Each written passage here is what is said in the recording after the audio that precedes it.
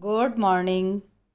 आज हम equal consumption यानी कि समान उपभोग की अवधारणा पर चर्चा करेंगे। प्राचीन भारतीय चिंतन में संयमित उपभोग व सह उपभोग की अवधारणा का विवेचन ही नहीं किया गया है, अपितु समान उपभोग का भी पर्याप्त विवरण प्राप्त किया गया है या प्राप्त होता है।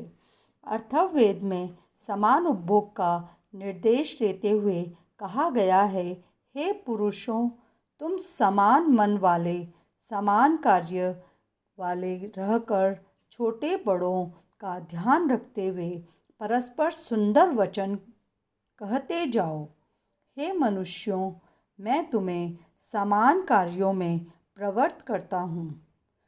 समानता के इच्छुकों, तुम्हारा अन्न पानी का उपभोग एक सा हो।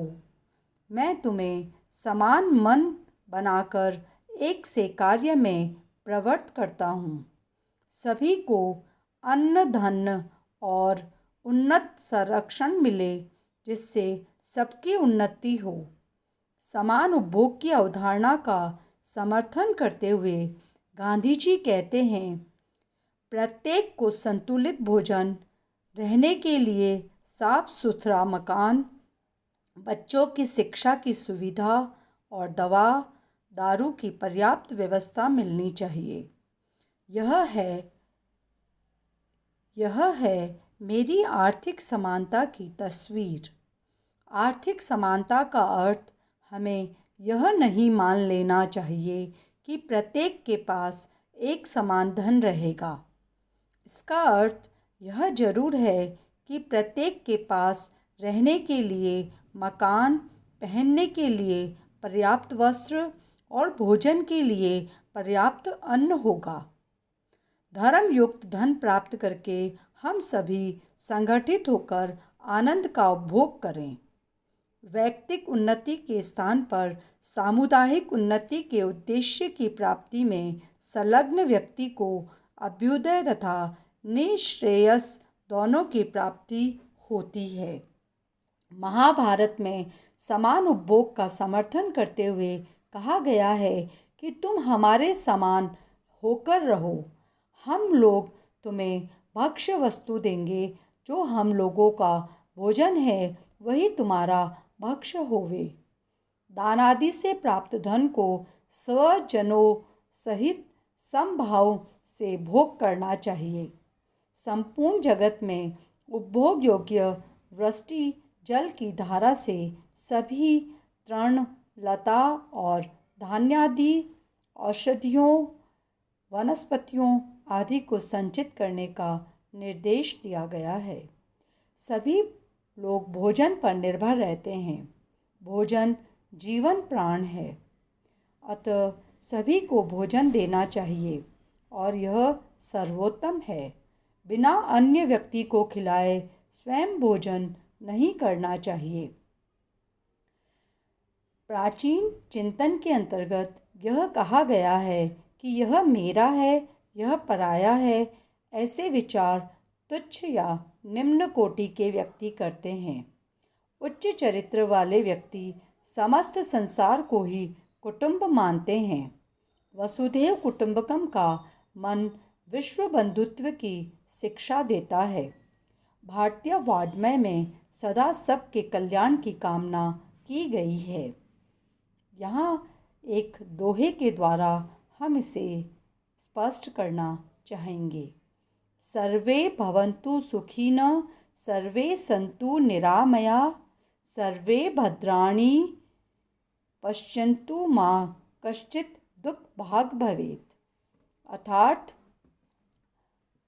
पुराण में महर्षि मार्कंडेय सभी प्राणियों के कल्याण व मंगल की कामना करते हैं।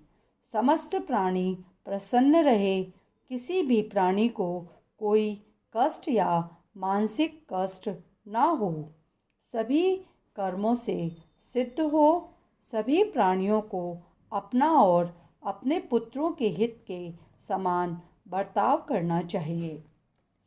सह उपभोग के अंतर्गत दान और दक्षिणा को बहुत महत्व दिया गया है। संयमित, मर्यादित, आवश्यकता अनुसार तथा सह उपभोग के अमोघ अस्त्र या उपकरण दान व यज्ञ को माना गया है। वर्णाश्रम व्यवस्था में गृहस्थाश्रम ही सभी लोगों के जीविकोपार्जन का मुख्य आश्रम माना गया है। जैसे माँ का आश्रय लेकर सभी प्राणी जीवित रहते हैं, उसी प्रकार गृहस्थ आश्रम का आश्रय लेकर अन्य आश्रयवासी जीवित रहते हैं। जैसे नदी समुद्र में वास करती है, वैसे ही सब आश्रमों के लोग गृहस्थ के अवलंब से निवास करते हैं। गृहस्थ आश्रम ही सब आश्रमों का मूल है। मनु ने कलयुगी में जीवन का प्रमुख रूप दान को कहा है तथा गृहस्थ सभी आश्रमों के लोगों का पालन करता है। और इस आश्रम में जो व्यक्ति गृहस्थ घर को चलाने के लिए अपना कर्म करते हैं और उससे जो भी प्राप्त करते हैं, वह सभी में समान उपभोग करे, ऐसा प्राचीन चिंतन के अंतर्गत कहा गया है। तुलसीदास जी ने भी कहा है कि सभी व्यक्तियों को समान उपभोग की अवधारणा को ध्यान में रखकर ही उपभोग करना चाहिए। अकेले या अति उपभोग को निषेध माना गया है। अग्नि पुराण, आप धर्मसूत्र, बोधायन धर्मसूत्र आदि के अंतर्गत भी समान उपभोग को महत्व दिया गया है। बृहस्पति एवं मनु ने भी अपने कुटुंब के भरण पोषण की परवाह न करके दिए जाने वाले दान की भर्त्सना की है।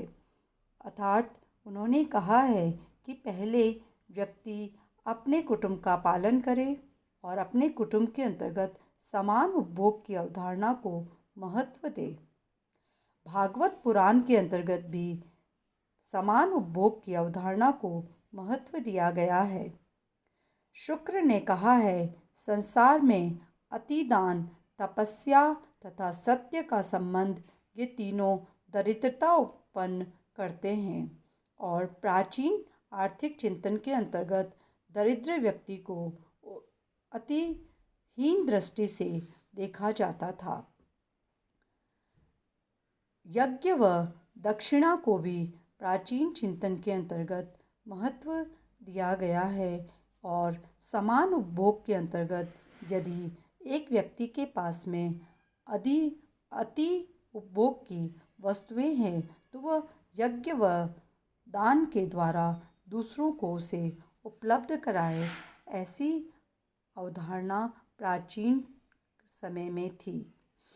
अर्थात हम निष्कर्ष रूप से यह कह सकते हैं कि भारतीय आर्थिक चिंतन में संयमित उपभोग, सह उपभोग व समान उपभोग की अवधारणाओं को अति महत्व दिया गया है। सुख को जीवन का परम लक्ष्य माना गया है एवं सुखोपयोग ही मानव सत्ता का एकमात्र श्रेय है। न्यूनतम आवश्यकताओं से अधिक संग्रहण को अनुचित माना गया है, परंतु राज्य द्वारा लोक कल्याण के लिए संग्रह उचित है। महाभारत में सब विषयों का संग्रह का अंत विनाश माना गया है। अर्थात पंडित लोग संतोष को ही परम धर्म मानते हैं। अर्थात प्राचीन भारतीय आर्थिक चिंतन के अंतर्गत उपभोग में संयमित, सह व समान उपभोग को अति महत्व व सर्वश्रेष्ठ माना गया है। धन्यवाद। Thank you.